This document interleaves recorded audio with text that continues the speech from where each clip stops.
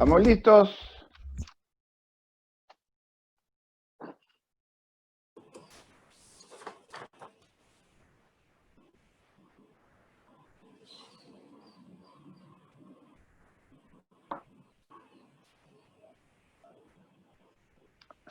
Adelante, Martín. Muy buenos días.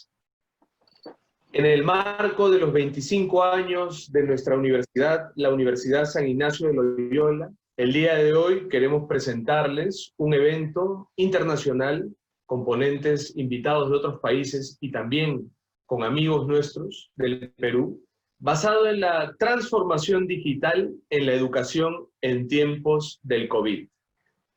Quiero agradecer a los speakers, a los panelistas, quiero agradecer a los participantes que están a través de los diversos canales de nuestra universidad y también quiero pedirles a ustedes, queridos asistentes, que compartan sus datos vía chat y conforme se den las ponencias, formulen sus preguntas. El día de hoy contamos con un panel de lujo. Tenemos a nuestro presidente fundador de la Universidad San Ignacio de Loyola, don Raúl Díez-Canseco, ex vicepresidente de la República del Perú. También contamos como speaker a don Juan Manuel Ostoja, CEO de la corporación que tiene un MBA por la Universidad de Chicago, la Booth School of Business. Además, es presidente de la Federación de Instituciones Privadas de Educación Superior, FIPES, es presidente del Comité de Educación de AmCham y presidente del Comité de Educación de la CONFIEP. También nos acompaña el doctor y educador Paul Neira. Es doctor en Educación por la Columbia University. Ha sido director general del Instituto Apoyo. Es miembro del Consejo Nacional de Educación, miembro del Foro Educativo y consultor de diversas organizaciones, como el Ministerio de Educación, el Ministerio de Economía y Finanzas, el BID, la OEA, UNESCO y el Banco Mundial. Como invitado internacional tenemos a mi querido amigo Pablo Rivas, a nuestro querido amigo Pablo Rivas, CEO y fundador de Global Alumni, MBA por el IES Business School de España, de la Universidad de Navarra, y colaborador académico de SADE. Además, Pablo es el responsable de virtualización de programas del MIT, de Chicago Booth School of Business, de UCLA, y conferenciante reconocido en temas de educación virtual en distintos foros europeos y norteamericanos.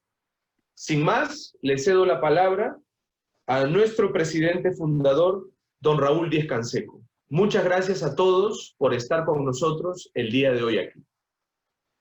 Buenos días, queridos amigos, sobre todo los que vienen de la madre patria, de la lejana España. Nuestra solidaridad por todos los momentos difíciles que están pasando los españoles. Solamente para recordar que España, su 13% de su PBI es el turismo, 70 millones de turistas al año, hoy totalmente paralizados. Buenos días para ti, buenas tardes, apreciado Pablo. Queridos amigos, mi apreciado Paul, nuestro CEO Juan Manuel Ostoja, este es sumamente importante en la realización de este foro, pero quisiera comenzar haciendo un homenaje a los verdaderos actores de la digitalización en el Perú, que son los maestros, los que tuvieron que cambiar de la noche a la mañana por esta pandemia, que si bien es cierto, algunos de ellos manejaban las redes sociales, una cosa es manejarlas y otra cosa es transmitir el conocimiento utilizando estas herramientas innovadoras y en poco tiempo tener que adecuarse, y como lo ha hecho San Ignacio desde el comienzo, hacer síncronas las clases, es decir, logrando la participación en tiempo real de sus alumnos. También un saludo especial por las madres, porque este domingo en el Perú se celebra el Día de la Madre, y yo me imagino cuántas madres, maestras tenemos trabajando hoy en día con este doble oficio en el hogar. El Dios, la maravilla de ser madre de sus hijos, y el ser madre de los niños de su salón de clase, dado que tuvimos que transportar la clase física a sus casas, que se convierten en el templo del conocimiento. Bueno, hablemos un poquito de lo que nos convoca el día de hoy. La UNESCO informa que hay más de 1.500 millones de estudiantes en todo el mundo. Más de 154 de los mismos están en América Latina y 9.9 millones están en el Perú. El Perú ha hecho grandes esfuerzos en pasar de 13.6 al 17.5 en su presupuesto de educación, 3.8 del PBI, pero todavía están muy lejanos al 6% del acuerdo nacional. El COVID ha dejado parado más del 95% todas las escuelas en el mundo. Un maestro de maestros, el doctor Antonio Escribano, comentó en el foro reciente que habría que recordar que lo que está paralizado es el software, más no el hardware, es decir, la estructura está ahí. No ha habido un terremoto que hay que reconstruir infraestructura, que eso es lo que más tiempo demora.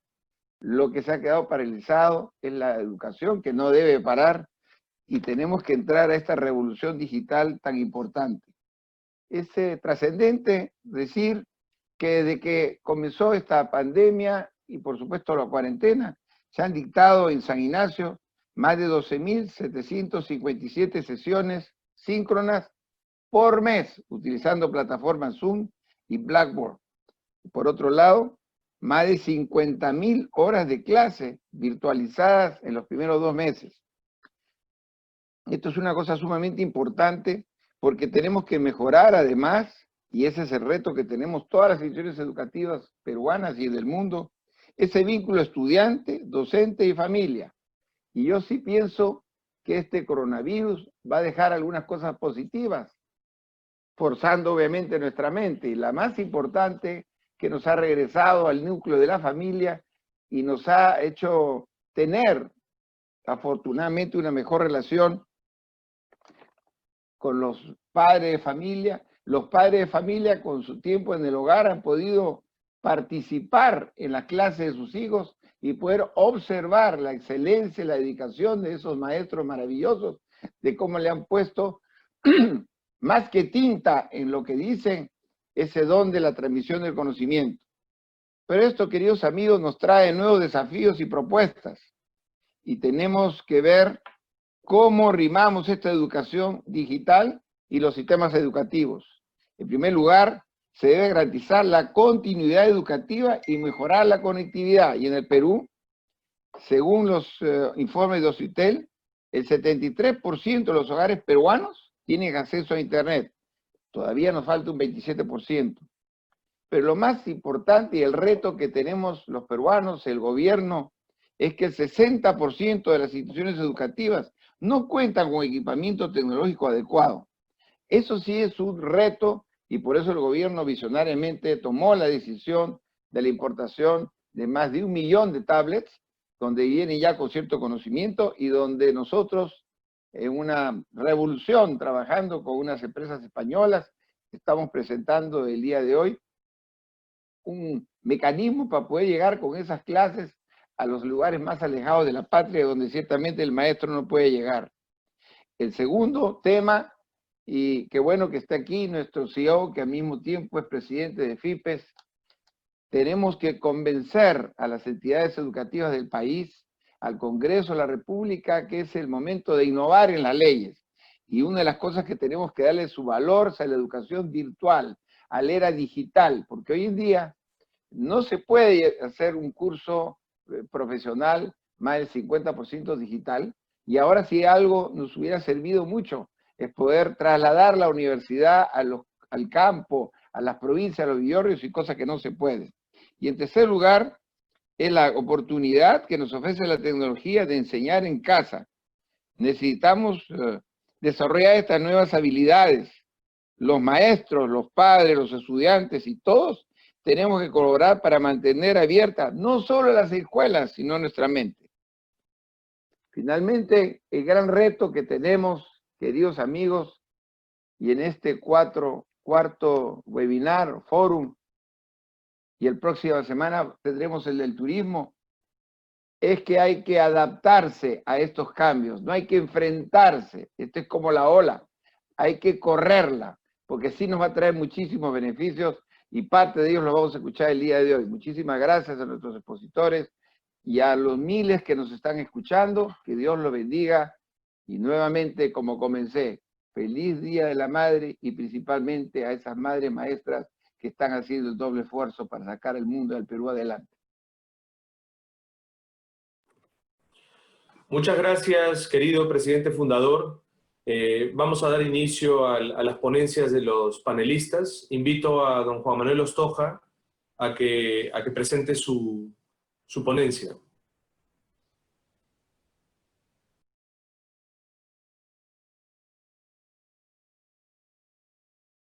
Buenos días con todos. Bueno, bienvenidos a este foro con un tema tan interesante que es la transformación digital en educación, ¿no? Y para empezar, creo una reflexión. El reto que tenemos en nuestros países, en el Perú y en todos nuestros países, es mejorar la calidad de nuestra educación. Pero no basta una educación mirando al pasado, una educación tradicional. Es necesario que desarrollemos las competencias digitales que nuestros jóvenes necesitan para enfrentarse a los retos que marca esta nueva era digital. Quería empezar con una historia que escuché justamente en un foro de transformación digital a uno de los fundadores de Singularity University, y contaba que a mediados del siglo XIX se realizó una gran celebración en el Palacio de Versalles en Francia. El invitado principal era el entonces rey de Siam, uno de los mandatarios más importantes. El anfitrión, Napoleón III, que era, por cierto, el sobrino del famoso Napoleón Bonaparte. En esa celebración, cientos de invitados se les servía con cubiertos de plata en la cena. Pero en la mesa principal se les servía con cubiertos de oro, salvo al rey de Siam, que era el invitado principal, que se le sirvió con cubiertos de aluminio. Y uno se preguntará, ¿por qué aluminio? Pues bueno, resulta que a mediados del siglo XIX el aluminio era el metal más preciado. El costo de producción de aluminio hacía que sea más caro incluso que el oro. Pero como pasa en el mundo, como pasa a lo largo de la historia, las cosas cambian. Finalmente cae el emperador Napoleón III, se da la guerra franco-prusiana, y el costo del aluminio a través de nuevos métodos de producción de electrólisis cae sensiblemente hasta llegar al precio al día de hoy. Un poco lo que queríamos mostrar es que a lo largo de la historia, debido a las guerras, debido a los avances tecnológicos y también a las pandemias, el mundo ha cambiado. Estamos actualmente viendo los efectos del COVID-19 en nuestras interrelaciones, en la manera de trabajar y, por supuesto, en educación. Nos preguntamos, ¿qué pasó en el siglo XIV en Europa? La peste negra. Bueno, la peste negra arrasó con 1/3 de la población europea, especialmente en Europa Occidental y en Inglaterra. Esto tuvo un efecto en el campo. Muchos de estos agricultores, o muchos de los siervos en ese entonces de los señores feudales, huyeron a las ciudades. Esto fortaleció las ciudades, finalmente termina fortaleciendo el sistema de instituciones en Inglaterra y es la base de la primera revolución industrial. Cosa distinta a lo que pasó en Rusia y en Europa Oriental, en donde el efecto de la peste negra no fue tal y estas sociedades feudales permanecieron prácticamente hasta principios del siglo XX. Por lo tanto, si hablamos del COVID-19 y la rapidez en la cual hemos, de alguna manera, el mundo en días y semanas se ha infectado, lo que estamos viendo de alguna manera respecto a lo que pasaba en el pasado es que los cambios siempre se han dado, pero la rapidez del cambio es la gran diferencia. Pasa lo mismo con esta cuarta revolución industrial. Por lo tanto, si los cambios son más rápidos, los métodos que debemos usar para enfrentar estos cambios también deben ser distintos. Cuando hablamos de transformación digital y de esta cuarta revolución industrial que mucho se ha hablado, quería citar un caso que en el sector retail conocido, el de Sears, este gigante del retail de almacenes en Estados Unidos y en muchos países en el Perú y en muchos países del mundo, terminó cerrando sus almacenes porque no supo adecuarse justamente a la transformación digital. El año pasado, finalmente entró en bancarrota. Un caso distinto es el de Walmart. Walmart también un líder en almacenes, supermercados, pero que sí invirtió cientos de millones de dólares en ciencia, en transformaciones, mejor dicho, en plataformas digitales, y actualmente en el mundo online, en el mundo del retail online, en el cual Amazon, sí, es el líder con el 50% del mercado en Estados Unidos. Sigue eBay. Pero Walmart es el tercero, porque supo de alguna manera afrontar estos cambios. Podríamos hablar de distintos casos, como los que están dando en la banca, en la transformación que están sufriendo las bancas y la inclusión de las fintechs, pero creo que la pregunta que nos hacemos es, ¿cuál es el efecto en educación? Y justamente la pregunta, ¿cuándo se dará la transformación digital en educación? Se hizo una encuesta hace pocos años en Estados Unidos. Se hizo a 3 públicos objetivos: académicos, tecnólogos y estudiantes. Las respuestas fueron distintas. Los académicos, los profesores universitarios decían que sí va a haber la transformación digital, pero en 10 o 20 años. En el caso de los tecnólogos decían sí, se va a dar en 5 a 10 años. Y los estudiantes decían que se iban a dar de 2 a 5 años. Si esa pregunta lo hubiéramos hecho el día de hoy, la respuesta es, estamos viviendo la transformación digital. Hemos visto cómo en estas semanas y en estos pocos meses, las universidades y colegios, no solo en el Perú, sino en todo el mundo, hemos tenido que pasar de la presencialidad al 100% digital. Y justamente acá tenemos uno de los retos en educación. Es el hecho de tener profesores y políticos nacidos y educados en el siglo XX, cuando nuestros alumnos nacen y se educan en el siglo XXI. Y esto hace, lamentablemente, que algunos de estos políticos sigan mirando al pasado cuando desarrollan leyes y reglamentos, cuando vemos que la tecnología y el mercado van en una dirección opuesta. Para mencionar solamente un caso, la ley universitaria en el Perú. Todos apoyamos a la ley en su objetivo de mejorar la calidad indiscutiblemente, en el cierre de universidades que no cumplían el estándar, pero también tenemos que mejorar una parte de la ley que decía la limitación que tenía en el uso de tecnología y justamente en el uso del e-learning en educación. Y esto ha hecho que no todas las universidades, felizmente UCIL sí estaba preparado y muchas de las universidades de FIPES, pero otras universidades no estaban preparadas justamente para digitalizar su educación. Y justamente mirando hacia el futuro, ¿cuál debe ser el rol de la educación? Veíamos un estudio del Banco Mundial que decía, el 65% de los jóvenes de hoy en el mundo, en 4 o 5 años tendrán trabajos que todavía no existen. Por lo tanto, las universidades tenemos que preparar a estos estudiantes para trabajos que todavía no existen, para usar tecnologías que todavía no se han inventado y resolver problemas que todavía no sabemos cuáles van a ser. Por lo tanto, nos tenemos que enfocar en el desarrollo de competencias, competencias blandas, competencias digitales, competencias que el mercado laboral, este nuevo mercado laboral, va a requerir. ¿Y cuáles son algunas de ellas? Solución de problemas, pensamiento crítico, creatividad, manejo de personas, inteligencia emocional. Y me detengo en la creatividad. Es fundamental la creatividad en este mundo actual, en el cual nuestros jóvenes van a competir con nuevas fuerzas en el mercado, como son la inteligencia artificial y la automatización. Y es importante justamente preparar a los jóvenes para estos nuevos retos. De la misma manera, queríamos un poco hablar sobre algunas tendencias en educación. Por ejemplo, hasta hace algunos años, tener un título universitario era una garantía para el éxito en el futuro, para conseguir un buen empleo. Consideramos que estos títulos universitarios son importantes, por supuesto, pero actualmente también requerimos una educación continua, requerimos prepararnos a lo largo de la vida. Los cambios son tan rápidos que no podemos justamente ser obsoletos. Y este es un problema real. Viendo un estudio del Banco Mundial sobre cuántas horas al año le dedicamos a aprender, veíamos que según segmentos de edad, entre 15 y 20 años era un promedio de 1.200 horas. Entre 20 y 25 años eran 540 horas al año. Entre 25 y 35 en promedio, no todos estudian, eran menos de 100 horas al año. Entre 35 y 55 bajaba a menos de 25 horas. Y más de 55 años en promedio las personas ya no estudian, ya no se preparan. Y esto es algo que tenemos que cambiar. ¿Cuáles son entonces aquellas nuevas tecnologías que también van a influir y están ya actuando en la educación? Podemos mencionar, por ejemplo, la inteligencia artificial. La inteligencia artificial que va a poder generar entornos de aprendizaje adaptativo, el uso de chatbots para optimizar la educación. La realidad virtual y la realidad aumentada.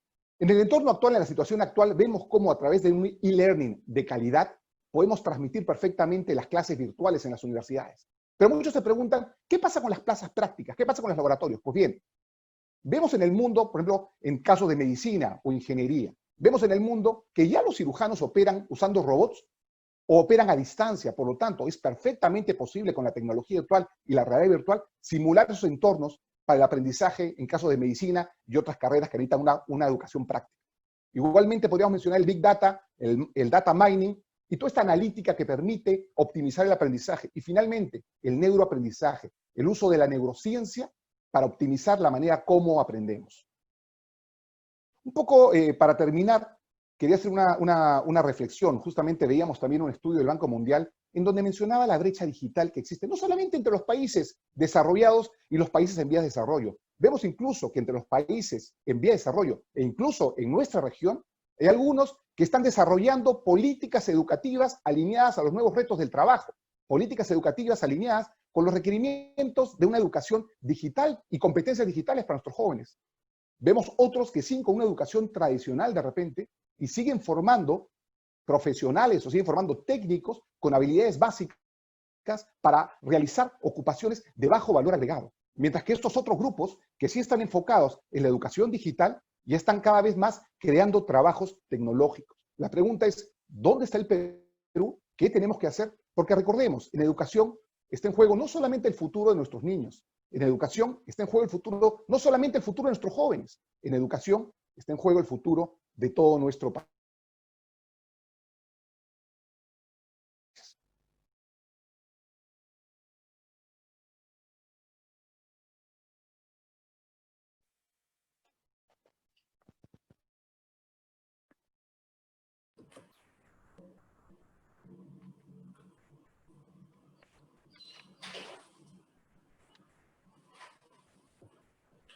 Muchas gracias, don Juan Manuel Ostoja, por su presentación.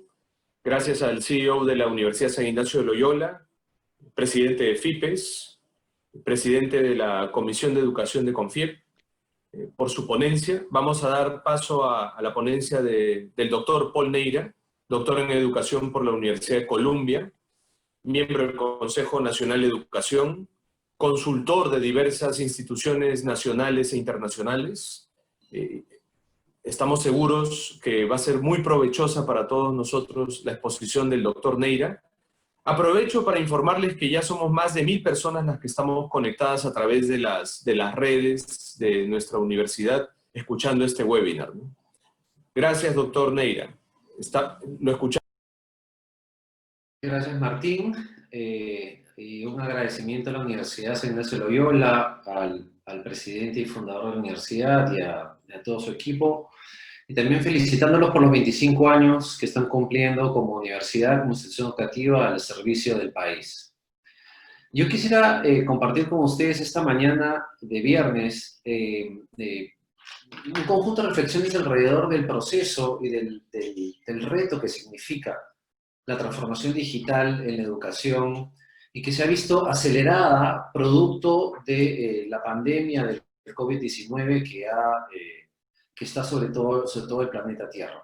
Entonces, yo quisiera enmarcar un poco las conversaciones a partir de esta experiencia que estamos experimentando todos y tiene un poco pensado en el título y quería compartir con ustedes el título que es Entre el desconcierto y el asombro, que de alguna manera es el efecto que está generando, digamos, en distintas instituciones, en distintas personas, en distintas capacidades alrededor del mundo, respecto a cómo enfrentar este proceso que implica además una transformación fundamental, particularmente en las instituciones educativas.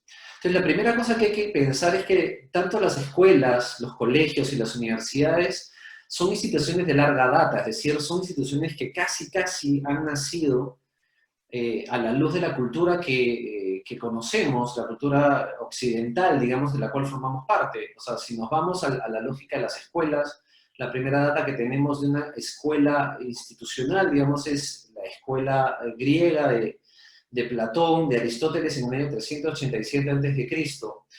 Y si vamos a la universidad, la primera universidad fundada en el mundo es la Universidad de Caruweiin, que fue fundada en el norte del África, que es del año 859 después de Cristo. Entonces, eso nos presenta claramente que tanto las escuelas como las universidades son organizaciones e instituciones de larga data, de mucho tiempo atrás.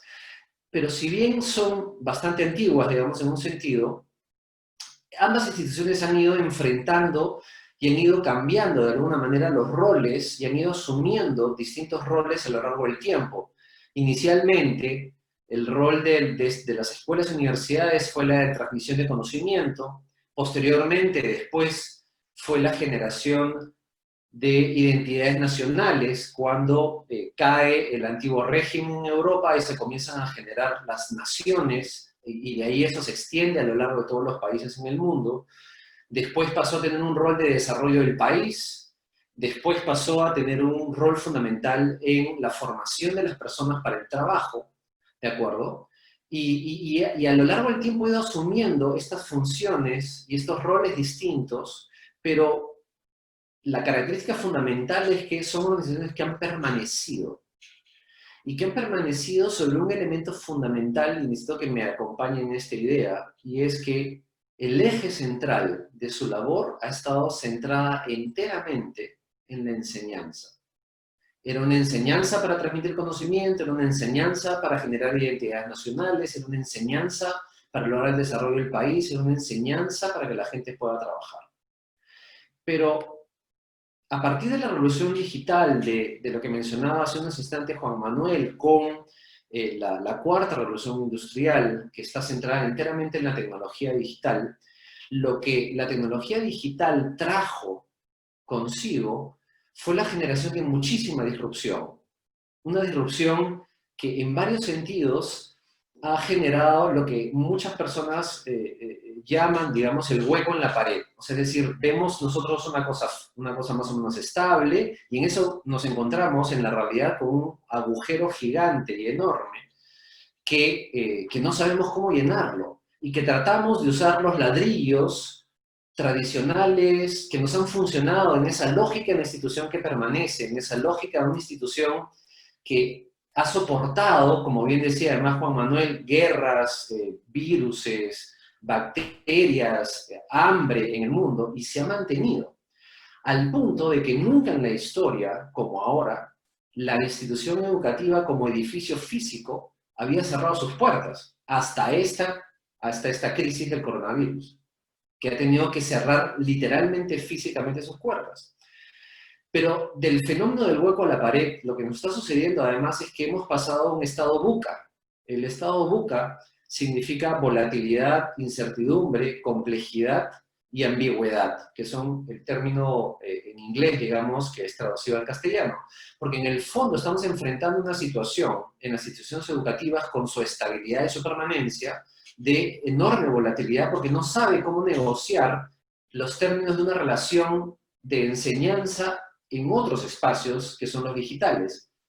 Mucha incertidumbre, ¿por qué? Por los docentes y las estructuras y las capacidades embebidas en instituciones no necesariamente tienen las capacidades desarrolladas para enfrentar la complejidad y la volatilidad de la exigencia que está sucediendo. Y ambigüedad porque no sabemos además si los elementos que estamos poniendo en la mesa van a tener los efectos a los cuales estamos acostumbrados a funcionar, porque seguimos de alguna manera permaneciendo en los términos de la narrativa y la relación que tiene tanto tiempo y tan larga data. La revolución industrial entonces literalmente desde mi punto de vista, no ha movido no nos ha movido el piso. Literalmente nos ha cambiado de universo para un universo paralelo en el cual funcionar. Y todo eso genera toda esta bulla al respecto. ¿Y qué es lo interesante que además ha traído esta revolución digital? Que es que se ha movido el universo desde el centro de la enseñanza hacia la lógica de un foco centrado en los aprendizajes.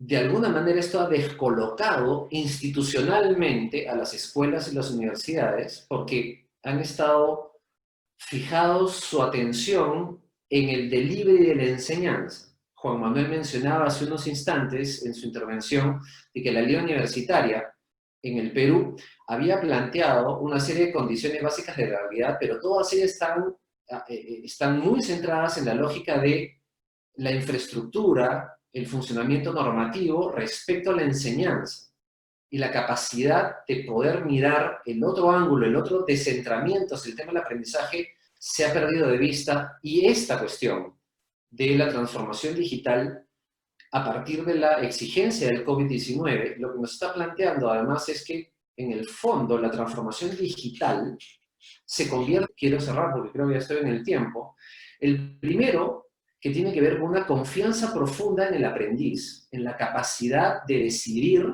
sus aprendizajes, su desarrollo personal, de que él sepa además qué es lo que mejor lo ayuda a él para poder desarrollar lo que él está buscando.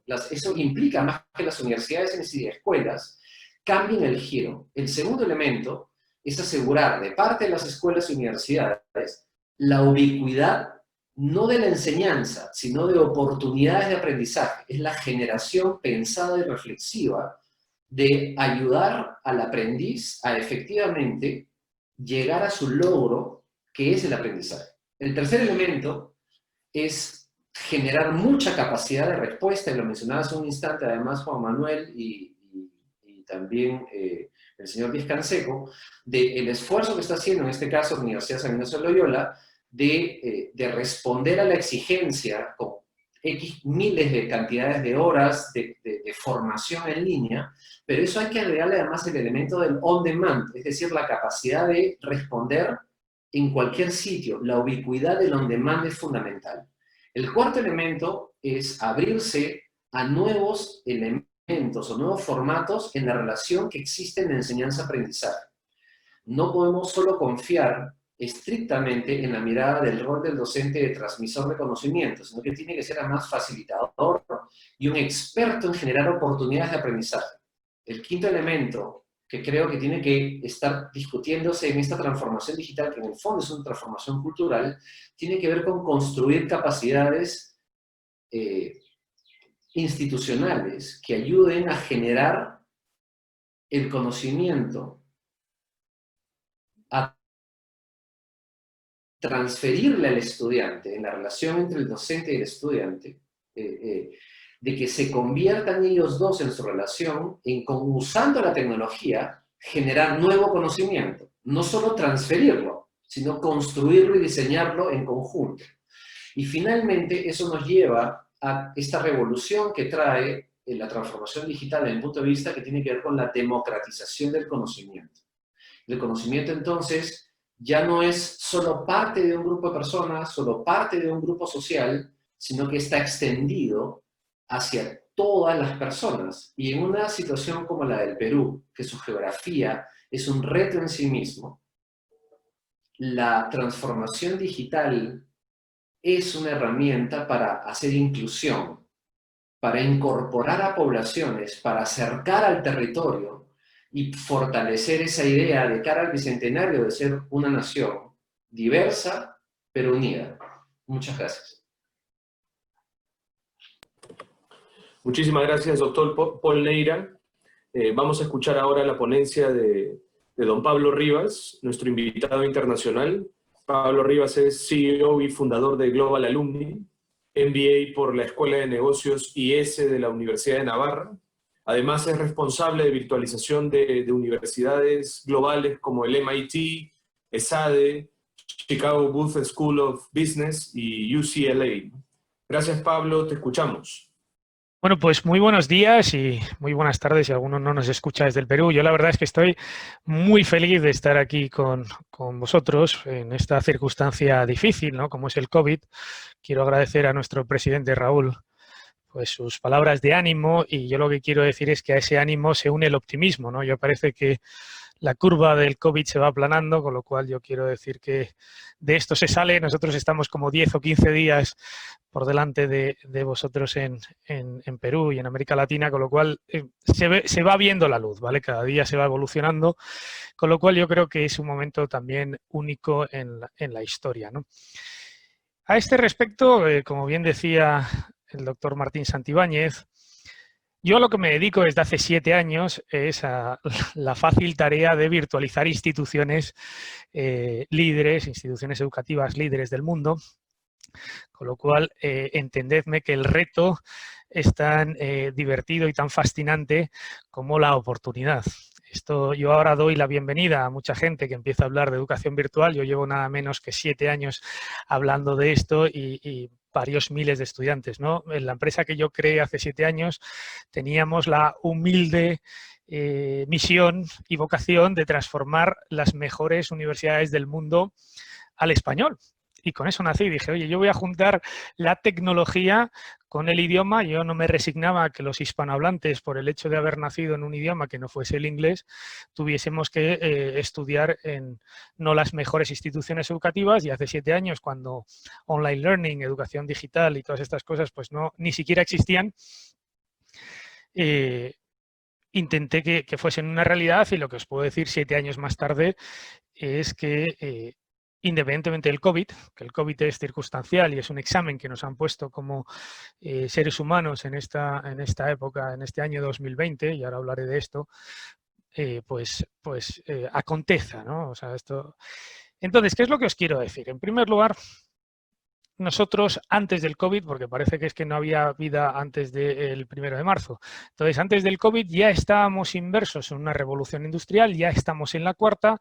Juan Manuel ha descrito muy bien una cosa y es que estamos tomando decisiones. Hemos nacido y hemos tenido la fortuna, casi la mayoría de nosotros, de nacer en la tercera revolución industrial para vivir en la cuarta. Y eso nos limita y tiene una serie de limitaciones, ¿no? Con lo cual aquí se habla mucho de la convivencia de los dos mundos. Está el mundo analógico, está la tercera revolución industrial, donde la computadora y otra serie de tecnologías iban apareciendo, y está la cuarta, donde hay una serie de tecnologías que tenemos que entender, comprender, aplicar y saber entonces el porqué de esto, ¿no? Cada vez que alguien me dice que la educación presencial es mejor que la digital o que la virtual, es el momento donde tengo que levantar la mano y decirle, señores, están totalmente equivocados. Las posibilidades que permite la educación digital, y estoy hablando de instituciones tan importantes como el MIT o como ESADE o como la Universidad de Chicago o como la propia San Ignacio de Loyola, que están poniendo encima de la mesa, y solo quiero hacer una reflexión o compartir una reflexión. ¿Quién pensáis que está más preparado para afrontar un reto como el COVID? ¿Aquel que ha estudiado y que lleva estudiando varios años en un entorno digital y que está muy familiarizado con este entorno? ¿O aquel que se está enfrentando por primera vez a ello, ¿no? Con lo cual, al final del día, querido Paul, o sea, has hablado de la democratización del conocimiento, que existe y es real, pero yo lo que hablo es de la comoditización del conocimiento. Es decir, el conocimiento antes estaba reservado, hace 2000 años en instituciones educativas, estaba reservado a unos pocos. Hoy el conocimiento está accesible a todo el mundo, con lo cual el conocimiento se ha expandido, se ha extendido y además con una tendencia a un coste marginal que tiende a cero. Con lo cual no es una democratización, es una comoditización del conocimiento. Entonces, ¿qué es mucho más importante en esta cuarta revolución industrial? Que entendamos, porque además nosotros vivimos en este presente, que es que lo viejo no deja de morir y lo nuevo no deja de aparecer, con lo cual estamos en esta propiedad transitiva donde nosotros no sabemos todavía si somos analógicos o digitales, cualquiera de nosotros, ¿no? Los que vengan por detrás nuestro pues vivirán en una realidad algo distinta, con lo cual, si lo anterior no termina de morir y lo nuevo no acaba de llegar, ¿qué es lo que tenemos que hacer nosotros como reto? Es entender por qué sucede. Y yo quiero explicaros 5 grandes tecnologías transformadoras que todos os tenéis que familiarizar y comprender. La primera de ellas es Cloud Computing, la tecnología en la nube, por lo que podemos hacer, entre otros, este encuentro digital en los 25 años de USIL, y que podemos estar 1000 personas conectadas, yo en Madrid, otros en Lima, otros en Arequipa y otros pues donde nos estéis acompañando, nos permite esta serie de cosas. Con lo cual, Cloud Computing lo tenéis que entender porque es un asesino silencioso. Luego, todo el tema de la hiperconectividad, la ubicuidad, el Internet de las cosas, ¿vale? Ya todo está hiperconectado, cualquier celular tiene hoy capacidad de almacenaje más que suficiente para ir y volver varias veces a la Luna. Tenemos todo el tema de la computación, es decir, el desarrollo de las computadoras de los años 60-70 a la computación cuántica, la inteligencia artificial, el machine learning, el deep learning, que son tecnologías que tenéis que comprender e ir incorporando a vuestro lenguaje si queréis ser profesionales del siglo XXI. Todo el tema que se asocia a eso, que son las máquinas, los robots, los drones, los algoritmos, y luego una consecuencia que está en cada uno de vosotros, y es que el tejido empresarial, es decir, las empresas, la administración pública va por otro lado, pero de esa no hablaremos hoy, es la automatización del puesto de trabajo. Queridos, todo va a cambiar, y el COVID lo único que nos va a hacer, que se pasará y se pasará pronto, lo que nos va a hacer es una adopción de tecnología, porque lo que ha hecho es agitar el sistema, donde hacía universidades que no habían hecho los deberes y que hoy sí que han hecho los deberes. Tenéis la fortuna y la suerte, porque sigo muy de cerca el proyecto de la Universidad de San Ignacio de Loyola, que aquí teníais proyecto, aquí había una factoría digital. Yo con el presidente, con Raúl, he hablado de educación digital desde hace muchísimos años y estabais preparados para afrontar este reto. Y estoy seguro que hay una ventaja competitiva y comparativa con el resto de las universidades e instituciones educativas en el Perú, porque estabais preparados, porque esto ha sido una consecuencia de haber hecho bien los deberes y entonces tenéis más facilidad para salir adelante, con lo cual ese es verdadero kit de la cuestión, ¿no? Tenemos que estar preparados para los retos profesionales, porque las 5 grandes tecnologías de este inicio de la revolución industrial lo que os van a hacer es definir, delimitar, cuestionar cómo vais a ser vosotros, ¿no? Yo quiero terminar esto antes de pasar a las preguntas, por ser justos y que preguntéis cosas, es 5 grandes retos consecuencia de la tecnología, el cambio, esta transición entre la tercera y la cuarta revolución industrial, ¿no? La primera de ellas es muy fácil. Hay que aprender a desaprender. Las universidades, cada uno de nosotros hemos nacido en una época, ahora nos toca vivir otra distinta y por primera vez tenemos que aprender a desaprender porque lo que nos ha traído hasta aquí, y tenéis que ser todos muy conscientes de ello, es que no nos va a llevar probablemente a ningún sitio más, ¿vale? Luego otro segundo tema y otra segunda característica, y es que este reto, esta oportunidad única que tenemos de vivir en esta transición de 2 revoluciones industriales, es que nos tenemos que actualizar constantemente. O sea, no se puede dar hechos como los que describía Juan Manuel, que a partir de una cierta edad bajamos considerablemente nuestra capacitación. Al menos tenéis que especializaros una vez al año, porque si no os vais a quedar atrás y vais a dejar de ser empleables y vais a ser personas con dificultad para el empleo. Con lo cual, ahí lo que os digo es, por favor, actualización constante. Luego, estad abiertos de mente. Startups, nuevos tipos de organizaciones, también Juan Manuel ha puesto nuevos formatos. Yo no trabajaría para el MIT o para la Universidad de Chicago si ellos no estuviesen abiertos al cambio. Entonces, tenéis que pensar que hay nuevos tipos de organizaciones porque hay nuevas formas de trabajo y, por lo tanto, tenéis que estar abiertos de mente. Una característica muy importante, tenéis que ser profesionales líquidos, o sois parte de la solución o sois parte del problema. Tenéis que adaptaros a la nueva realidad social, tenemos que ser más adaptables. La rigidez y ser el generador de problemas no os lleva a ningún sitio. Tenéis que ser, por ejemplo, ante el COVID, y yo tengo más de 10.000 estudiantes, el 99% de nuestros estudiantes han sido, y ya era un entorno digital, han sido absolutamente favorables a que, oye, se pueden tener problemas, pero lo que nos hace es, o somos parte de la solución o somos parte de problemas. Hay que ayudaros. Todos somos conscientes de que este nuevo reto como civilización y como seres humanos, pues hay que estar unidos, hay que mirar al frente y hay que mirar al futuro. Con lo cual, por favor, profesionales líquidos y adaptables. Y luego, muy importante, que yo creo que eso además la Corporación San Ignacio de Loyola lo hace muy bien, tenemos que tener espejos donde mirarnos. Queremos saber dónde estamos, dónde queremos llegar y cómo vamos a llegar allí. Si entendemos la tecnología, sabemos que esto nos va a impactar a todos y a cada uno de nosotros. Ahora se llama COVID, mañana se llamará hiperrevolución industrial, mañana se llamará crisis económica, pasado mañana se llamará hipertecnologización del puesto de trabajo, pasado mañana será la transformación de cada uno de los sectores productivos y un largo etcétera. Es decir, retos a partir de ahora acostumbraros a que van a ser trimestrales, anuales o constantes, ¿no? en ese proceso VUCA que nos ha tocado vivir. Pero el optimismo está ahí. Yo soy un convencido, y por lo bien que conozco Perú, Perú es un país que quiere salir adelante, Perú es un país donde se forma mucho. Yo, de los 10.000 estudiantes que tengo en Hispanoamérica, Perú siempre está a la cabeza. Y nuestros estudiantes del Perú siempre son extremadamente competentes, con lo cual tenemos que dar ese do de pecho, ¿no? esa mirar de frente a la realidad y con optimismo y con mucho futuro, porque tenéis todo por delante. ¿Vale? Con lo cual yo eso es lo que quería compartir en esta mañana para vosotros, tardes para mí, y pasamos a las preguntas, mi querido Martín. Muchas gracias, Pablo. Efectivamente, después de las ponencias de los speakers del día de hoy, vamos a dar inicio a la ronda de preguntas. Las dos primeras preguntas se unen y están dirigidas al CEO de la Universidad San Ignacio de Loyola, don Juan Manuel Ostoja. ¿Cómo ha reaccionado la Universidad San Ignacio de Loyola y otras universidades peruanas ante la crisis de la pandemia global? Y a su vez, ¿cuál es la reacción del Estado con respecto a esta crisis? Por favor. Bueno, gracias Martín por las preguntas y a todos los asistentes. Como comentaba yo en mi presentación, un reto que teníamos en Perú era la regulación. La regulación limitaba en general a las universidades peruanas el uso de tecnología y el uso del e-learning, ¿no? Máximo 50%. Esto hizo que muchas universidades de Perú lamentablemente no invirtieran lo suficiente.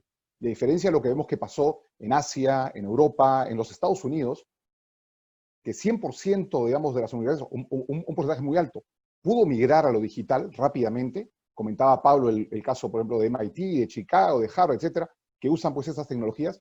En el Perú no fue el todo. Algunas universidades todavía no pueden empezar sus clases de manera virtual y mientras que dure esta pandemia. Este no es el caso de USIL. Si bien es cierto, nadie esperaba que se dé pues una crisis sanitaria como la que estamos viviendo, en USIL desde hace varios años sí estábamos preparados. Habíamos invertido en tecnología, habíamos invertido en plataformas digitales, en este Digital Factory, que era justamente un ambiente para generar contenido. Y por lo tanto, cuando se dio la emergencia, cuando veíamos que se dio la emergencia, lo que hicimos fue acelerar la transformación. Capacitación docente, correcto, equipar a los profesores con laptops y conectividad, y pudimos salir en el día de inicio de clases programado, fuimos de las pocas universidades que lo hizo, ¿no? Entonces, creo que de alguna manera destacar esto, hablar de tecnología o hablar de e-learning no es de esta virtualidad, correcto, que muchos atacaban, que era simplemente colgar PowerPoint. No, es usar plataformas digitales, plataformas LMS, Canvas, Blackboard, las mismas que usan justamente las universidades que comenta Pablo, conjuntamente con sistemas de videoconferencia como el Zoom, que estamos haciendo actualmente, y que permite que un profesor dicte a 30, 40 alumnas de manera síncrona, de manera presencial en tiempo real. Y eso es una educación online de calidad. Creo que una cosa que también destacar, porque al final esta transformación no solamente es un tema de tecnología, las personas son fundamentales, y es reconocer el alto grado de profesionalismo de nuestros profesores que supieron asumir el reto, e igualmente nuestros alumnos que probablemente tenían la ventaja de ya ser nativos digitales, pero que también de alguna manera asumieron el reto de pasar de clases presenciales a clases digitales. Porque recordemos que somos una universidad presencial. Nuestra infraestructura la tenemos que mantener, nuestros laboratorios tenemos que mantenerlos, y vamos a regresar a una presencialidad o una semipresencialidad, pero pudimos asumir, al igual que otras universidades privadas, al igual que las universidades de FIPES, pudimos asumir justamente este reto. Y tu otra pregunta, ¿cuál debe ser el rol del Estado? Creemos que el Estado es fundamental. El Estado, en primer lugar, lo que tiene que hacer es promover la educación online. Tenemos que ver un cambio regulatorio.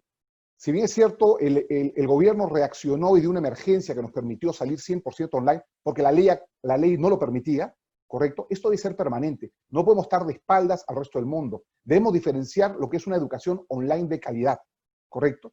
Y el otro tema también es, estamos viendo una crisis no solamente sanitaria, sino económica. Vemos el efecto importante que está teniendo en las familias. Más del 50% de las familias, sobre todo aquellos sectores informales y sobre todo aquellos profesionales independientes, están viendo cómo sus ingresos son afectados sensiblemente. Estimamos más o menos que del 1 millón de alumnos de la universidad privada peruana en general, cerca de 1/3 va a ser afectado este año, si es que no hacemos algo más. Y es más crítico en el caso de los institutos. Podríamos hablar de 350.000 alumnos de universidades privadas y 300.000 alumnos de institutos que podrían dejar de estudiar, y eso sería lamentable para el país. El costo sería muy, muy lamentable, ¿correcto? Por lo tanto, creo que este problema debemos enfocarlo desde todos los actores, alumnos y familias, por supuesto, profesores que también de alguna manera han tenido que adaptarse. Las instituciones educativas, y en el caso de USIL y las universidades de FIPES, tenemos el compromiso de hacer que estos alumnos sigan estudiando. Estimamos más de 100 millones de soles que estamos dando, no solamente en becas, sino becas de emergencia, financiamientos con interés cero, para garantizar y ayudar a que estos alumnos sigan estudiando, que es nuestro compromiso. Pero el rol del Estado, el Estado tiene un rol de garante de la educación, y el Estado también debe asumir su responsabilidad en el sector educativo, y sobre todo tiene que ayudar a estos 650.000 jóvenes a que no dejen de estudiar. Ampliación de beca 18, por ejemplo, para las poblaciones de repente más críticas, becas de emergencia y financiamientos. No podemos permitir como país que 650.000 jóvenes de educación superior dejen de estudiar, y algunos de manera permanente. Eso sería un golpe fatal para el país y sería un golpe fatal para la competitividad de nuestra economía. Gracias. Muchas gracias, Juan Manuel. Esta pregunta viene desde Paraguay y está dirigida al doctor Paul Neira. Es una premisa y una pregunta. Estamos pasando de una lógica centrada en la enseñanza a una lógica centrada en el aprendizaje. Este salto implica una transformación cultural, como usted lo ha señalado, doctor Neira, y nuevas capacidades, no solo en los docentes, sino también en los estudiantes. La pregunta es, Partimos de la suposición de que los centennials vienen con ese formato. ¿Usted cree que es así realmente? ¿Cree que los centennials tienen claro el concepto de transferencia digital? ¿Cómo podemos impulsar con más fuerza esas capacidades? Gracias. Gracias por la pregunta que viene desde tan lejos, desde la República del Paraguay. Mira, yo me atrevo a decir que hoy en día estamos enfrentando todo el mundo al nacimiento de una nueva generación que yo la llamo la generación C, porque es la generación COVID-19 o coronavirus, y que va como que a sobrepasar, digamos, todas las discusiones de millennials y centennials.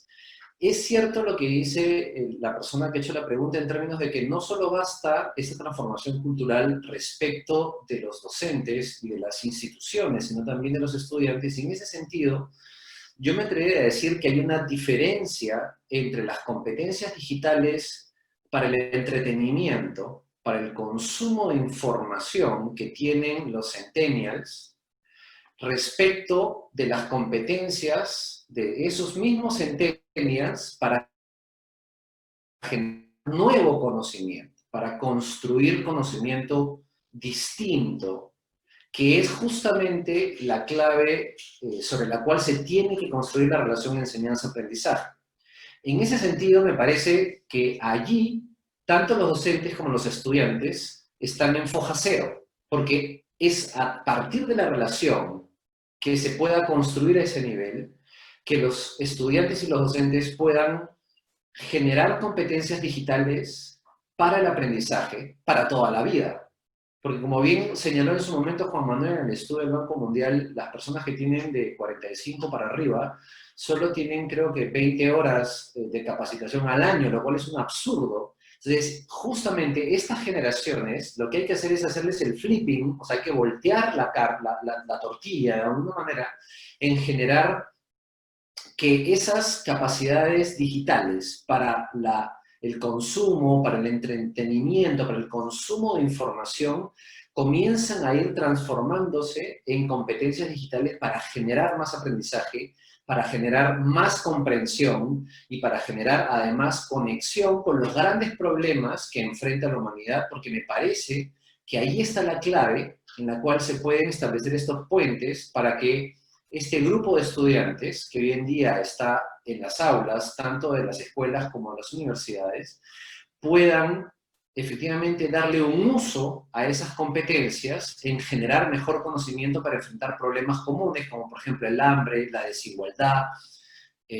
Ahora que estamos enfrentando el tema del COVID, toda la generación de conocimiento alrededor de la lucha contra este virus, digamos, que nos tiene atados y de alguna manera cuarentenados en las casas, son situaciones que permiten hacer grandes movimientos alrededor del mundo para que esas competencias se conviertan en competencias para el aprendizaje. Muchas gracias. Dos preguntas que están unidas para Pablo Rivas. Se dice, algunos sostienen, que el e-learning está basado en la creación de contenido digital. ¿Es eso cierto? En todo caso, señor Rivas, ¿qué es lo que le da un sello especial al e-learning? Esta siempre es una pregunta que me encanta y así voy y la respondo. Mirad, en primer lugar, el e-learning lo que te permite es una eficiencia en el uso de tu tiempo, que es el recurso escaso. Es decir, tú eres capaz de controlar mejor la agenda que con las clases en presencial, lo cual ya es una ventaja absolutamente relativa. Segundo, no dependes del estado de ánimo o de la capacidad del profesor solo necesariamente. ¿Vale? Si el profesor tiene un día malo y ese día te explica mal, tú acabas de perder, tú y todos los demás acabáis de perder muchísimo tiempo. Tercero, teniendo en cuenta el tráfico de Lima, no os quiero ni contar la eficiencia en el uso de los desplazamientos. Tercero. Cuarto, la autoorganización, es decir, tratamos a las personas como seres adultos, es decir, muy similar a lo que va a ser en su vida profesional, ¿vale? Somos capaces de autoorganizarnos y de tener disciplina. Quinto, son entornos digitales desconocidos, porque, insisto, nosotros casi todos hemos nacido en una época más analógica que digital, con lo cual esto desarrolla capacidades de trabajo en equipo, de equipos multidisciplinares, capacidad de organización, GANs, gestión de proyectos, etcétera, etcétera, que de otra forma en clase no se pueden aplicar. Eso sin contar con que tienes además metodologías que pueden ser más eficientes a la forma de enseñar. No rompes la barrera del tiempo, ¿vale? También otra vez, si en ese momento acabas de tener una discusión con tu pareja o con lo que fuera y quieres no estar en una clase atado, pues puedes volver al contenido anteriormente. Y luego enlazo eso con la primera pregunta del contenido. El contenido es muy importante porque no depende ya solo de la pericia del profesor, sino que pasa por un quality control, por un control de gestión de la calidad, si ese contenido previo se crea antes de que suceda el contenido. Es decir, que pasa por muchas manos, muchos ojos, mucho control de calidad y se pueden explicar cosas que anteriormente en un aula, pues sí o pues no se podían explicar de forma mejor o peor, ¿vale? Con lo cual, al final del día es un conjunto de capacidades y de competencias que adquieres que de otra forma en clase no necesariamente o no en la misma velocidad o capacidad, ¿no? Y sobre todo y más importante, la enseñanza digital te va a enseñar a estar mucho más preparado en entornos profesionales porque es más parecido al tuyo que la clase. O sea, es decir, se parece mucho más la enseñanza virtual a tu entorno laboral que una clase, por supuesto. Con lo cual, la suma de todas esas 8 o 9 características al final del día, sin entrar en detalles, porque podría estar aproximadamente escrito 178 páginas al efecto, pero ese sería el resumen en un minuto de esa respuesta. Muchas gracias, Pablo. Aquí hay una pregunta pedagógica para el doctor Paul Neira. ¿Desde qué nivel educativo es posible promover la educación virtual? ¿Desde kinder? ¿Desde primaria? La interacción es básica para esos niveles. ¿Cuál es su opinión? Sí, es una pregunta muy interesante porque además está generando mucha discusión en distintos ambientes alrededor de este tema. Yo lo que plantearía a ese respecto es que lo que tiene que haber es una suerte de relación inversa. Es decir, los estudiantes de preescolar viven en un mundo digitalizado, viven en un mundo donde la tecnología está muy presente, ya sea porque hay un celular en la casa, ya sea porque hay internet, ya sea porque hay otras computadoras, ya sea porque además hay juegos, etc. Entonces ellos ya tienen un acercamiento al ámbito digital natural, digamos. Y eso es lo que nos hace pensar de que ellos son expertos en tecnología, ellos usan tecnología. Entonces, bajo ese supuesto, yo lo que plantearía sería de que hay momentos en el proceso de la relación entre los profesores de preescolar y los estudiantes donde tiene que haber una interacción que puede ser mediada, es decir, puede ser a través de un aparato tecnológico. Y el resto de los ejercicios, que son en un sentido operativos para los estudiantes, se puede hacer a través de gamificación, que es una forma de llevar la formación a los estudiantes. Entonces, creo que mientras más niños son los estudiantes, mientras más niños son literalmente, tiene que haber un mix entre espacios de relacionamiento que pueden ser mediados a través de tecnología, puede ser una videollamada, puede ser una conversación abierta por teléfono, ¿de acuerdo? Pero también teniendo espacios donde la tecnología, como por ejemplo específicamente la gamificación, es una herramienta fundamental para que los estudiantes de esos niveles puedan acceder a los aprendizajes. Recordemos además que las profesoras, porque en ese nivel educativo de preescolar son mayoritariamente mujeres, usan videos, canciones, que tú puedes generar a través de una plataforma digital el uso de esos de esas canciones y videos para que el estudiante vaya ejercitándose en un conjunto de operaciones básicas que son las que se desarrollan a ese nivel. Entonces, hay una complementariedad que se puede desarrollar. El truco ahí es el porcentaje de exposición que tiene que ser encontrado, digamos, en caso por caso, que ayude a que hay ciertos elementos en los cuales los estudiantes efectivamente pueden obtener mayores conocimientos a través de la tecnología y en otros a través de la interacción mediada. Entonces sí, efectivamente es problemático, pero hay soluciones desde el punto de vista de la transformación digital. Conforme vas avanzando en los años escolares, en los niveles escolares, el nivel de autonomía del estudiante se va desarrollando con mayor profundidad y eso le permite que él tenga mayor control sobre sus procesos de aprendizaje. En el ámbito educativo nosotros discutimos siempre el tema de la metacognición, que es aprender a aprender.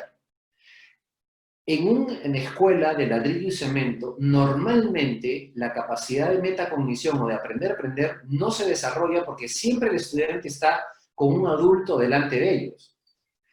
Al introducir la transformación digital, lo que está ofreciendo es una plataforma en la cual progresivamente el estudiante va a ir adquiriendo mayor autonomía en su disciplina personal para generar aprendizaje y llegar a la universidad con un músculo muy entrenado que le permita a él además fortalecer la capacidad de aprender para toda la vida. Si nosotros, una de las ventajas que tiene la transformación digital es justamente generar este espacio y como en toda la educación es progresivo, efectivamente, ¿no?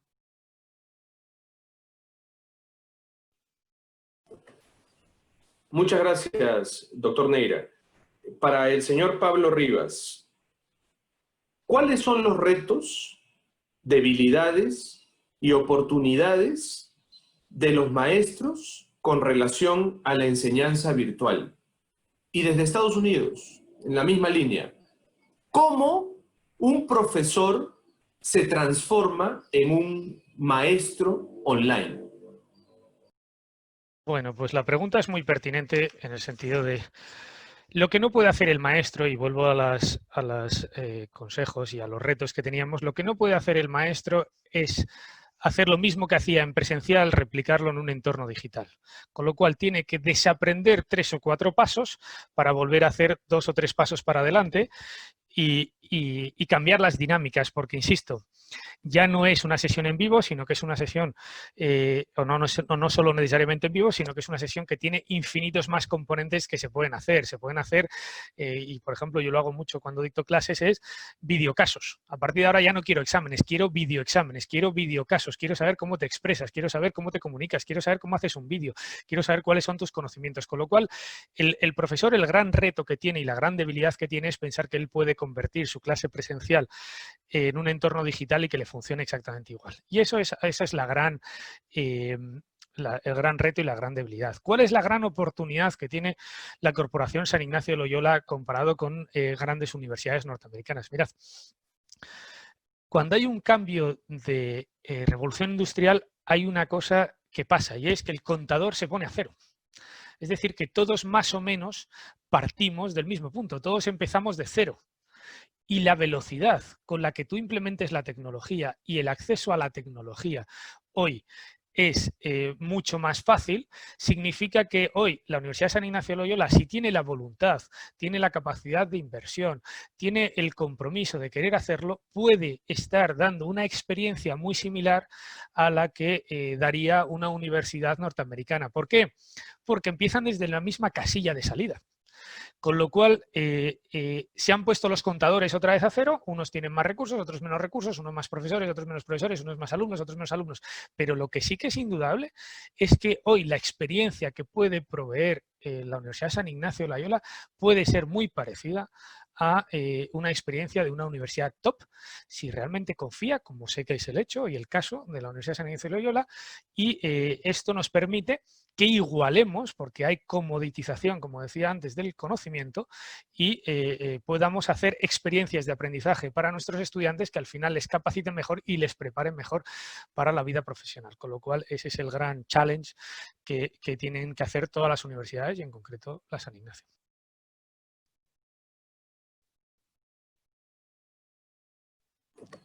Muchas gracias, Pablo.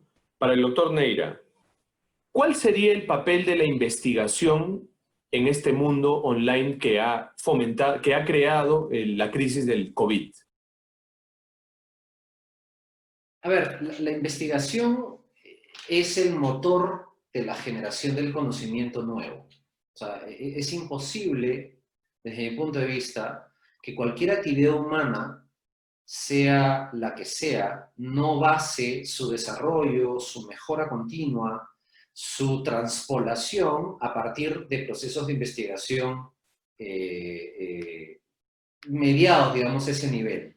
Entonces, yo no creo de que se abandone en ningún sentido de la palabra el proceso de investigación, porque además gran parte de la mejora continua, gran parte de la transformación digital se basa justamente sobre la investigación. La enormidad de los ejemplos que hemos planteado el día de hoy o de los casos que hemos propuesto tienen su basamento sobre la investigación. Claro, lo que uno tendería a pensar en este sentido es que al no haber temporalmente, digamos, la posibilidad de estar en contacto con personas, se limita ese proceso, y yo creo que no.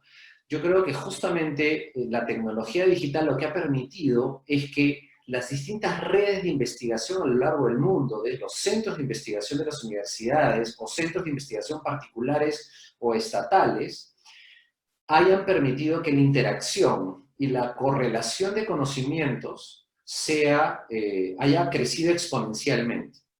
Y eso además trae un elemento adicional, y es que, como bien decía hace un instante Pablo, la oportunidad del coronavirus, de la crisis del coronavirus, está planteando a todos los países la posibilidad de estar en un mismo piso.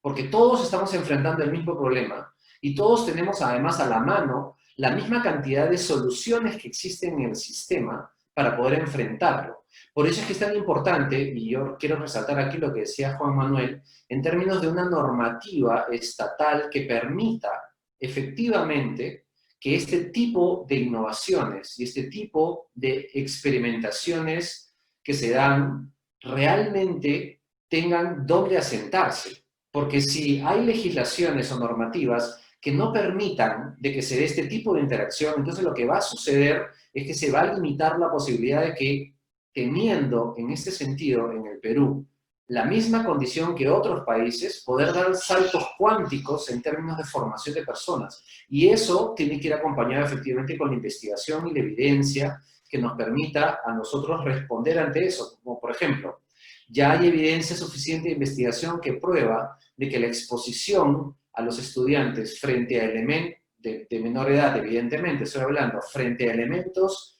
digitales de formación, tiene que ser poca, pero muchas veces, es decir, 20, 15, 20, 25 minutos máximo de exposición a una pantalla, pero varias veces a lo largo del día. Y eso permite además generar una regularidad que ayude a la persona a acostumbrarse al nuevo formato de relacionamiento de la enseñanza-aprendizaje. Y eso proviene de la investigación. Entonces, creo más bien que vamos a enfrentar un escenario en el cual las posibilidades de investigación se van a multiplicar, producto de la interacción que genera y que facilita la transformación digital en el ámbito educativo. Gracias, doctor Neira. Tenemos una pregunta desde Cajamarca para don Juan Manuel Ostoja. Cito textualmente. Mi nombre es Luis Chávez. Tengo 64 años. Estudié en el Politécnico Pedro Abel Labarte de Chiclayo y desde hace 50 años tengo experiencia en electrónica. Coincido con los expositores. Hay que actualizarse, pero no puedo acceder a una educación a distancia porque hay restricciones para algunas especialidades. ¿Cómo supero estas restricciones? Bueno, gracias por la pregunta. Yo lo primero, de repente antes de contestar, quería comentarles, hace algunos años, en una conferencia con el presidente de la Universidad de Chicago, le hicieron esa pregunta. ¿Qué pensaba él de la educación online? Él decía que si bien es cierto, Chicago y otras universidades apostaban a la presencialidad, bueno, en ese entonces, actualmente todos los MBAs en el mundo están dictándose 100% online, pero él decía que en ese entonces, bueno, apostaban, y sobre todo por distintos factores, el networking y demás, que habían realidades distintas en el mundo. Y mencionaba el ejemplo de la India. Decía, en la India son decenas de millones de jóvenes que aspirarían a una educación superior. Y sería imposible pretender en la India, como en otros países, construir todos los años miles de universidades. La única posibilidad que tienen estos jóvenes de recibir una educación superior, de calidad, y poder ascender socialmente a través de la educación, es a través del e-learning. Yo creo que eso es algo importante a destacar. En países como el Perú, que tenemos una geografía complicada, en países de la región, no hay nada más inclusivo que la educación online. Y yo creo que así como hablamos de una transformación digital, y lo mencionábamos, no es solamente un tema de tecnología, es un tema de mente. Es un tema de justamente adaptar nuestra mentalidad. Y el mundo ha cambiado, y es lo que tenemos que ser conscientes. El COVID está cambiando la manera de interaccionar. Estamos viviendo ahorita un foro digital.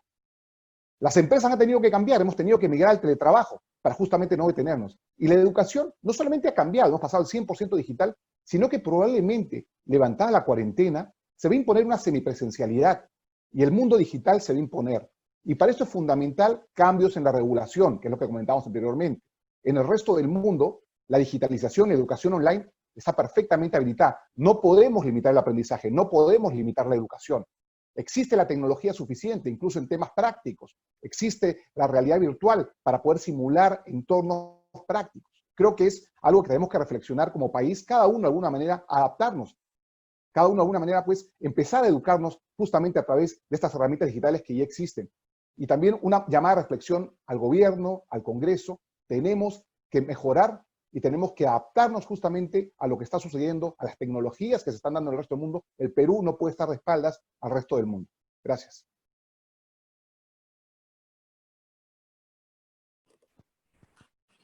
Muchas gracias. Una pregunta para el señor Pablo Rivas. ¿Cuáles son los principales cambios o inversiones en tecnología que tendría que hacer una universidad o un instituto en el Perú para poder sobrellevar la crisis del COVID? Mira, la primera inversión no es en tecnología, sino en mentalidad. Lo primero que hay que hacer es entender que queremos cambiar para cambiar y a partir de ahí dar los pasos para hacerlo, ¿no? Una buena factoría de contenidos digitales, es decir, una plantilla de expertos en tecnología digital que pueda adaptar la mentalidad de esos profesores que mencionábamos antes para que sean capaces de dictar clase en un nuevo entorno, sería la primera y máxima y más eficiente inversión de todas. La segunda, en la tecnología per se, es decir, tenemos que tener los Zooms de turno, tenemos que tener los campus virtuales de turno, tenemos que tener las capacidades de vídeo las adecuadas, pero esto no va de tecnología ni de inversiones. Eso es la consecuencia. Lo que es más importante es ser conscientes que tenemos que cambiar, porque esto ha cambiado, con lo cual lo que hay que cambiar es la mentalidad. Cada vez que un profesor diga yo quiero dictar exactamente mi misma clase en un aula que en Zoom o que en otro entorno y quiera hacer las mismas tipologías de exámenes y de ejercicios, pues lo que hay que cambiar es al profesor, no la tecnología probablemente. Con lo cual no va de inversiones, sino de mentalidades y luego de inversiones.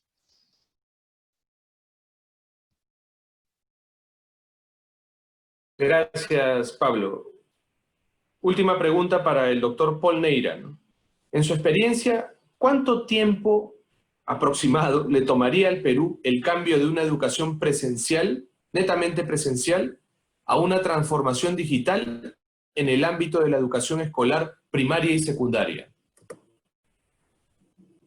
Es difícil responder marcos de tiempo respecto a ese proceso, sobre todo cuando hemos tenido históricamente desde el año 2000 experiencias poco felices, digamos, en términos de la promesa que tiene el tema digital.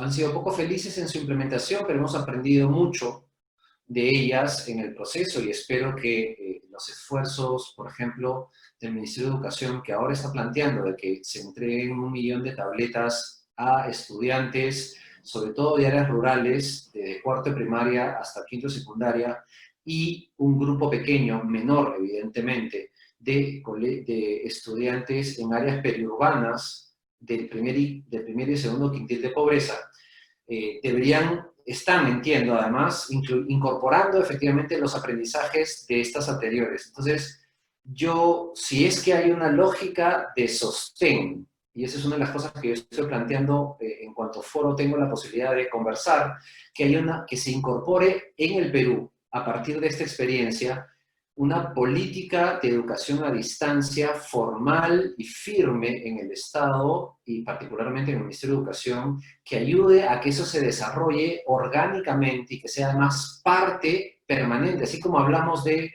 una política docente, una política de infraestructura, y ahí hay que pensar cómo va a ser la infraestructura educativa a partir de la experiencia del tema de incluir un tema de educación a distancia, que ya hay una política a ese nivel. Entonces, si hay un sostén adecuado y correcto, yo esperaría que en el lapso de unos 15 años deberíamos tener ya la infraestructura suficiente, las capacidades suficientes como para estar en un peldaño muy superior al que nos encontramos ahora respecto a la educación a distancia, al nivel de que poder ya entrar a temas virtuales o en línea, o síncronos o asíncronos, pero también de cara a todo el sistema educativo, porque además no solo tiene que estar centrado en la educación escolar, sino en la lógica de una educación para toda la vida. Debe ser unos 15 años que necesitamos, en la medida en que haya una firmeza permanente de los gobiernos y administraciones de educación en apostar por una política de educación a distancia firme desde el Ministerio de Educación. Muchas gracias. Muchas gracias, doctor Neira. Me gustaría darle el uso de la palabra a nuestro presidente fundador, don Raúl Díez Canseco, para las palabras de cierre de este evento. En este momento tenemos más de 1.200 personas conectadas en el Zoom de diversos países y les agradecemos a todos ustedes su participación. Cedo la palabra a nuestro presidente fundador para el cierre del evento. Primero, quiero decirle a nuestros maravillosos y extraordinarios expositores que han dejado un reto muy grande al Perú. Y yo no diría solamente al Perú, sino a la América Latina, porque por esa maravillosa de la conectividad nos están escuchando por todo el Perú.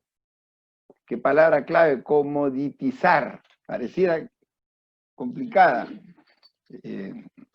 Solamente tendría que decirles, primero que nada, que como hemos escuchado una y otra vez de estos extraordinarios expositores, apreciado Juan Manuel, apreciado Paul, mi querido Pablo, brillante como siempre, extrañándote tu presencia acá en nuestro Perú. Y debo decirle que cuando conocí a Pablo hace algunos años, recién estaba fundando Global Alumni. Y nos trajo un proyecto que, para ser honesto, nunca le vi la magnitud de lo que es ahora. Pablo se da el lujo hoy en día de poder decirle a instituciones de gran prestigio como la Universidad de Harvard, ya no puedo, no tengo más tiempo. Pero lo primero que tenemos que cambiar es la mentalidad de nosotros mismos. Y a esto me trae y recuerdo con ustedes, cuando recién apareció la computadora, cómo le hicieron frente los profesores, los contadores, todo el mundo, porque tenían miedo que les iban a quitar su trabajo. Y esta revolución fue tan grande y tan profunda que ahora quítenle la computadora a los profesores y a los contadores y se les van a venir encima porque es una herramienta que les ha permitido desarrollar su conocimiento. Y eso está pasando con la era digital. Y el reto que tenemos, sobre todo tú, Paul, que eres un gurú de la educación en el país, es cómo logramos abrir la mente de esos papás que no vivieron esta era digital, porque algunos de ellos no estuvieron en el colegio con la computadora, y se den cuenta que lo que tienen al frente no es un enemigo que se llama digitalización, sino un tremendo aliado. Porque esos niños, inclusive la potencia que ha creado este COVID, que nos conecta con todas partes del mundo. Yo lo veo a Pablo como si lo tuviera esos años amorosos en mi casa. Pero eso hubiera sido imposible sin este Zoom. Y a tiempo real, yo veo la sonrisa de Pablo y esa es una maravilla, porque no que me puso una foto sonriente, ahorita se está sonriendo. Y el gran reto que tú también, Paul, porque en este momento el reto que tenemos es de mentalidades, y qué brillante cuando Pablo nos dice que esto no es un tema de inversión económica de equipamiento, sino de mentes. Pero ninguno de ustedes ha dicho algo, y entiendo que no lo han dicho, no porque no lo tengan en su mente, y más Paul, que es un enamorado de la educación peruana, que esta revolución va a generar la mayor transformación social de la humanidad, y más en nuestra América Latina, porque estamos descubriendo la orfandad de la educación en nuestros pueblos olvidados, los que están lejanos, ahí donde no va a llegar el maestro jamás, y donde los niños tienen que caminar horas en sus villorrios, en sus pueblos, para poder encontrar ese maestro que es polidocente. Miren esta tecnología bendita. El Evangelio de Dios va a llegar hasta el último rincón de la tierra. Y eso no estamos dándonos cuenta porque llegó para quedarse. Bendito CODI que llegó para quedarse en la educación, que ahora nos estamos dando cuenta, y papás que me están escuchando de nuestro propio colegio, nadie pensó que esto se venía. Nosotros cuando pensamos en girar a la tecnología, asesorados por este maestro, el maestro Pablo Rivas, hace tantos años, ¿quién iba a pensar en una pandemia donde yo a veces a mis hijos menores, porque tengo dos maravillosos, que los veo cómo andan metidos en la tecnología, y que por supuesto esa tecnología les va a dar ser expertos digitales? Y cuidado que ese niñito, como dice Paul, de 3, 4 años, ya está en la tecnología. El tema está, obviamente, es qué tipo de exposición lo vas a tener en la computadora, qué tan largo va a ser su programa. Pero no es un enemigo. Pero hemos encontrado algunas cosas interesantes y frases maravillosas, mi querido Pablo. Lo viejo no deja de morir y lo nuevo no deja de llegar o de nacer. Porque lo que estás hablando tú es que la experiencia está ahí. Hay veces, en algunas generaciones hemos escuchado los viejos a la tumba y los jóvenes al poder. Si algo se ha demostrado es que la fórmula ganadora del mundo, de la economía, de los países, de los gobiernos, es el encuentro, la experiencia con la juventud. La juventud porque tienes que tener algo audaz, algo visionario, pero necesitas la experiencia para que te haga la visión de la experiencia de la vida que no ha terminado de llegar. Pero también dijo algo que de repente lo entendí mal, pero si lo entendí así, quiero que así se quede en mi memoria. Escuché que este cloud computing es la nube del asesino silencioso. ¿Saben por qué es silencioso? En mi humilde entender, maestro Pablo. Porque si nos descuidamos nos va a liquidar, porque nos va a pasar por encima, porque la telemedicina será teledigitalización, y porque la capacidad de memoria, obviamente, de la nube o de las memorias artificiales serán mayores que las nuestras. Pero si nosotros sabemos darle cuál es la tecla que tengo que apuntar y apretar, y ya no vamos a valer por lo que sabemos, sino por lo que hacemos con lo que sabemos, ese asesino silencioso nosotros lo vamos a derrotar. También han hablado mucho ustedes de la automatización del trabajo, pero por supuesto, ya hemos visto, Lucena se me ha ido. Ya hemos visto, espérense que se me ha ido la... Ya hemos visto, no me vean, pero espero que me estén escuchando, que hay grandes retos. Primero que hay que aprender a desaprender, nos dice Pablo, por supuesto, porque hay muchas cosas que aprendimos, ahora tienen que ser repensadas. Tenemos que actualizarlos permanentemente, tenemos que ser abiertos al cambio, presionar los líquidos para poder aprender las soluciones. Y lo más importante, aunque parezca un absurdo, el tema digital nos está uniendo más a la humanidad, nos está haciendo más sensibles. Ayer se cumplió 1 año de la muerte de mi hermano y pudimos hacer una misa virtual, pero es como si el sacerdote lo tuve al frente. Este domingo es el Día de la Madre y no, yo la tengo en el cielo, pero muchos de ustedes que la tienen viva y agradezcan a Dios que los ama tanto, no la van a poder ir a abrazar, pero la van a poder ver. Todo esto es gracias a esta transformación que vino para quedarse. Y finalmente, no se olviden lo que dice el Ministerio de Economía y Finanzas, que dice así, cada semana perdemos de parados 1% del PBI y 50.000 hogares que entran en situación de pobreza. Y según la OIT, más de un tercio del empleo mundial está en riesgo y más de 500 millones de personas pueden caer en la pobreza. Aprovechemos la revolución digital, reinventémonos, tendémosle los puentes a esos jóvenes que estaban analfabetos, pero no porque querían serlo, sino porque el progreso de los mundos no llegó, y saquémosle provecho. Y así hoy día nos digan 15 días más de cuarentena, porque lamentablemente por falta de conocimiento, falta de haber estado debidamente formados, siguen contagiándose unos a otros.